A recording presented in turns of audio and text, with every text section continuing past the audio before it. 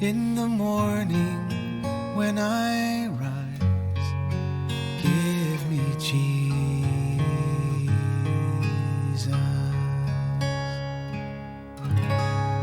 Good morning.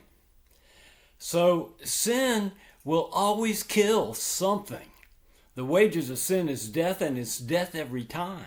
And so sinful behavior is something we want to stay away from. I am not soft on sin, but I am really strong on Jesus, because the way you overcome sin is by hearing truth and following that. Jesus said, follow me. He'll never lead us into temptation or any kind of sinful behavior, but the enemy will.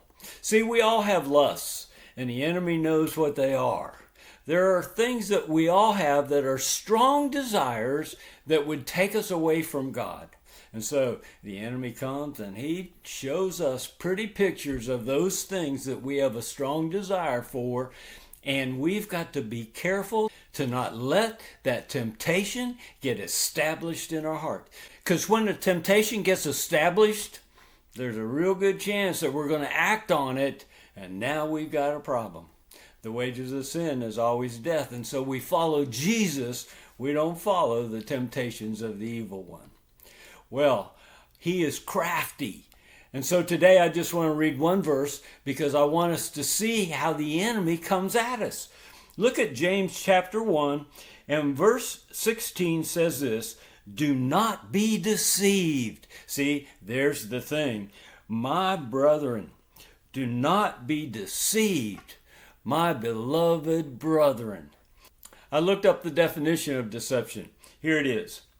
Causing someone to believe something that is not true, typically in order to gain some personal advantage. See, that's what the enemy does. He comes at us and causes us to believe something that's not true, but he's really crafty at it. And so it's deception. It's not true, but it looks like true, and so we are tempted to fall into it. But you've got to know the truth if you're going to shut down deception. The problem with deception is you don't know that you're being deceived. So the only way to rise above the deception of the enemy is to know the truth of God. Well, remember when Jesus was leaving, he told the disciples, I'm going to send you a spirit of truth. He was talking about Holy Spirit. And so the only way you have victory in the midst of the deception of the evil one is when you hear Holy Spirit speak truth, the Spirit of truth speaking in a way that you follow him instead of the enemy. Paul said to the church in Corinth, it's in 2 Corinthians chapter 11 and verse 3, I am afraid that just as the serpent deceived Eve by his craftiness, that your minds will be led astray from the simplicity and the purity of devotion to Jesus. See, the enemy wants to do nothing but drag you away from your eyes being on Jesus, because if you lose sight of him, then you're vulnerable to the enemy dragging you away. So don't fall into the deception. How do we not? God bless you, who lets Holy Spirit speak truth through you.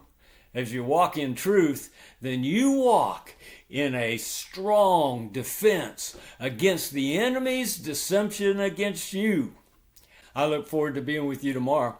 We're going to look at the character of our God, and you're going to like it. Come be with us. I'll see you tomorrow.